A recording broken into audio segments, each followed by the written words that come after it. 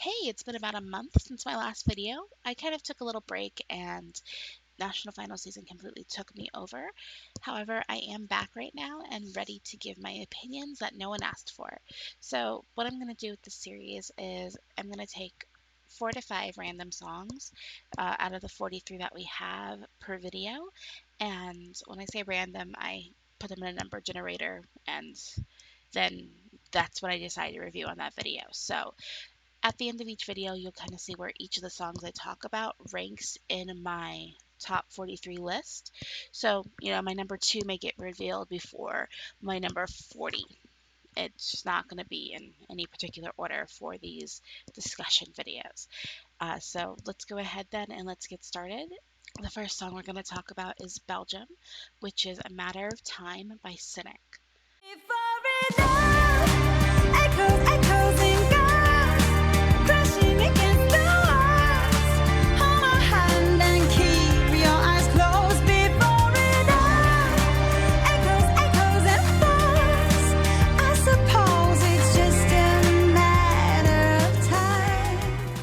Cynic's vocal is so mysterious, it really suits the atmosphere of the music well. I find myself hanging on to her every word and hanging on to every single note in the arrangement. The song is so well written and gorgeous, and the first time I listened to it, I absolutely fell in love. I actually listened to it for the when it leaked during Festival.Cancel. I was on Twitter live tweeting for Festival.Cancel, and someone's like, "Oh, Belgium leaked." I'm like, "What? Belgium leaked? Yes, let me go listen to that." Uh, and it was great. I didn't need the visual aid. I got it right away.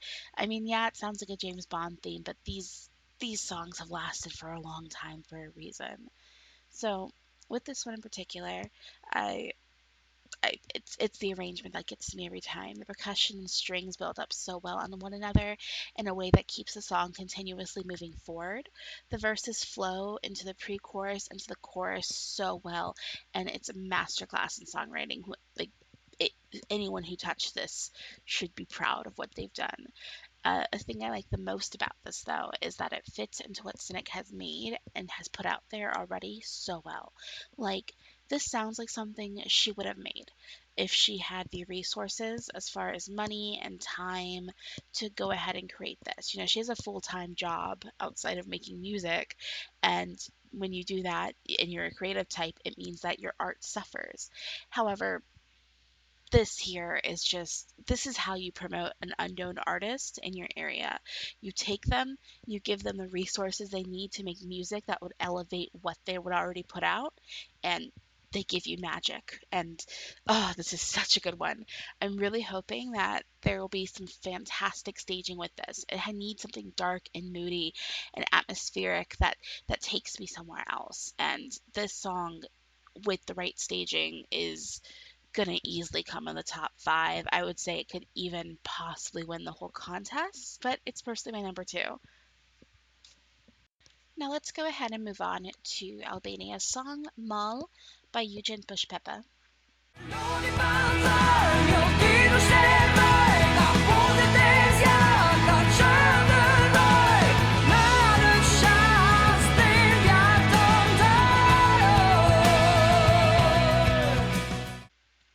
When I was listening to all the songs for Festivale Kinges, I was pleasantly surprised by Eugen's song.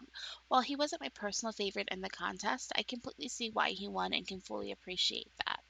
His vocal is absolutely fantastic live, and we have now a 3-minute arrangement for the contest since the original song is longer than 3 minutes. For Eurovision, it need to be cut down. And honestly, I like the 3-minute arrangement. Often with entries from Italy and entries from Albania, since those two selection processes allow songs that can be much longer than 3 minutes, you lose some of the magic once they cut it down and take out some of the music there. I don't know, words are hard. Anyways, another thing I absolutely like is the fact that they left it in Albanian. Please, Albania, if you keep your songs in Albanian, 9 times out of 10, just leaving it in Albanian makes it so much better. There's no need to translate to English. but that's a totally different aside. Anyways, let's go ahead and let's talk about the music here. We have a jangly bit of guitar rock, which is something I'm always pro. Oh, I'm hitting my microphone, which is something I'm always pro, with percussion and strings that keep you engaged throughout the song. The song itself continually moves forward. The keyboard and the bass have their proper place and assist with the guitar and assist with the strings, and everything seems to be there to support Eugen, and everything is there and in its place with a good proper balance. An issue I often have with songs in Festivali Kangas specifically is the fact that often you'll have too much instrumental, not enough voice, or too much voice, not enough instrumental. But this one here, it balances everything really, really well. And Eugen's voice is gorgeous. Like, I could listen to him just sing for hours and hours and days. He is showing a lot of technique and a lot of range with the song, but it never feels forced and it never seems like he's just singing for the sake of singing. He's singing for a purpose, and I I love it. This is actually my number 12 song. So let's go ahead now and move on to the next one. Next, the former Yugoslav Republic of Macedonia, Lost and Found by IQ.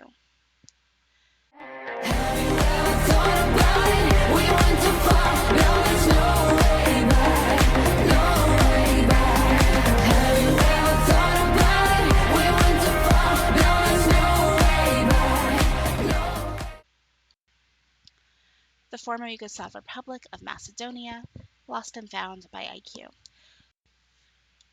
This song does some things that I absolutely love in music. It blends multiple styles into one package and rewards repeat listening. Each time I listen to this, I hear something different that stands out to me. Some people may find the pop rock elements turning into reggae, only to be dropped again to go back to the pop rock elements, to be a bit jarring, and however, I don't see that at all. For me, the reason the way it stays cohesive and feels like one song throughout is the fact that Maria's vocal style does not change. For the pop rock, she sounds pop rocky, and when it goes into that reggae groove, she continually maintains that pop rock styling.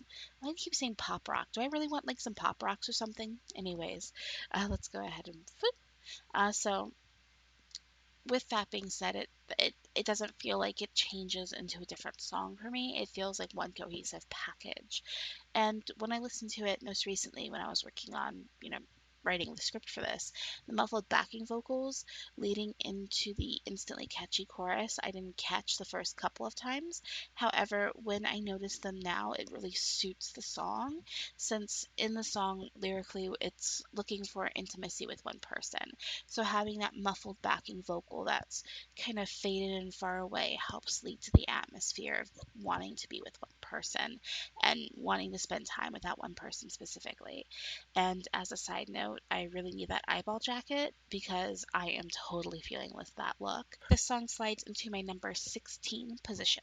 Let's hop on over to Ukraine, who is sending Melvin with his song Under the Ladder. You can see the morale of the weather, that the wind's all in there, always fear, oh, and it has always been, I will never, that decision has got to be made, oh, oh, oh, oh, oh, oh, yeah, oh, oh, oh, oh, yeah. So I followed Vidbar last year along with Vidbar this year, and I can see a definite line of growth between what Melavid had brought last year to the competition to what he brought this year with Under the Ladder. And I can see why he won 2018 versus 2017 pretty clearly. My biggest issue with the song is his pronunciation. I honestly struggle to hear what he is saying, and in fact and the fact that he's actually singing in English. I feel like I'm listening to something that's like in a language that's related to English, but not quite English, where I'm catching only every few words. It's a shame because his vocals are otherwise great live, and he's, gives the song so much more life in the live.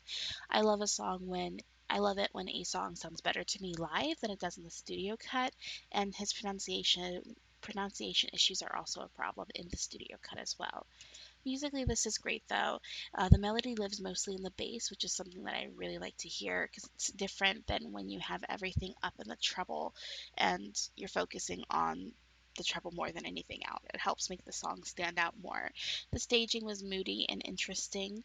I mean, running up the stairs part to piano, that was a little odd, but then you get that shot where you're looking down and it's him at the piano with the LED going slowly downwards and it just looks like an infinite staircase, and that was so much fun. I know there's no LEDs in Lisbon, but I really would like to see what Ukraine does with the staging there, because if there's a country that consistently ups their staging game between their national final and Eurovision, it is Ukraine. They can take even their worst songs and give them some absolutely amazing staging, and I cannot wait to see that. Now, we're going off.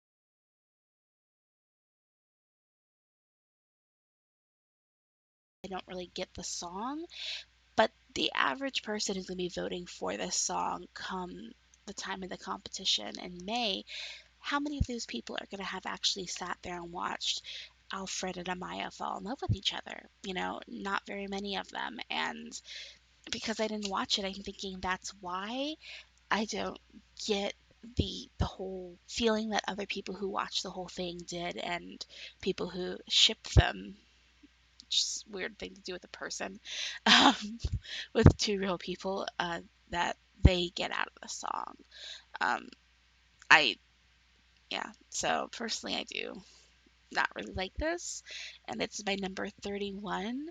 But that revamp really helped because it was my 40. It would have been my 43 without the revamp. So hey. So looking at what we have here, Spain is my 31st. The former Yugoslav Republic of Macedonia is my 16th. Albania is my 12th, and Ukraine is in 8th position for me, with Belgium sitting there in 2nd place. So I'll go ahead and I'll put a link on the screen and below to my Eurovision playlist. If you want to hear more of my opinions, you're welcome to subscribe. And if you want to tell me I'm an idiot and explain to me why the Spanish entry is the second coming of baby Jesus, then you can feel free to yell at me in the comment section. So thank you for watching, and bye!